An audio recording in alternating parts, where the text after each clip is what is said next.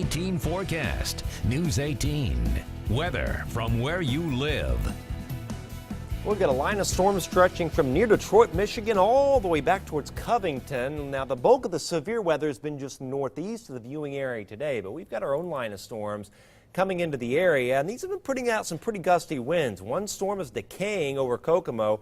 That did produce a wind gust of 47 miles an hour at the Kokomo Airport, but the main line is coming right through Lafayette, Monticello, Brookston, Battleground at the present time, and some of these gusts could be pretty intense. Looking at some of our velocity data, it looks like it's not so bad in White County, but as you drop southward down here in southern Tippecanoe County, we could have some wind gusts up around 50, 55 miles an hour. Notice there's some gusts up around 47, 48, and there's a 53 near Corwin. But I do believe that could knock some limbs down and also knock a few trees down. Also, the storms continue southward to Linden, Wingate, Hillsboro, and Covington.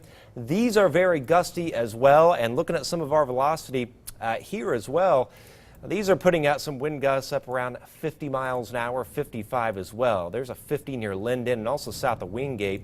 Winds gusting as high as about 50 to 55. That's enough to knock at least a few limbs down, perhaps a tree or two. But as we look to the northwest, there's not as much going on. So once we get this line of storms through this evening, things should wind down a little bit. Then we may have a few more storms towards early tomorrow morning. But this is the main line that may produce a little severe weather this evening, and pretty much Lafayette southeast for the next couple of hours. Some sporadic severe gusts of up to 60, not out of the question, even if they don't technically put out a watch. No Storm Prediction Center was considering a watch for Lafayette south and southeast, but that hasn't happened yet. It's the same pattern. It's the Ring of Fire pattern. It's hot, it's humid, and we've got these storm clusters on the edge of that heat wave, and the storminess will continue till Sunday night. Now notice it does bring this line of storms right through the evening hours, and then we kind of clear out a little bit tonight.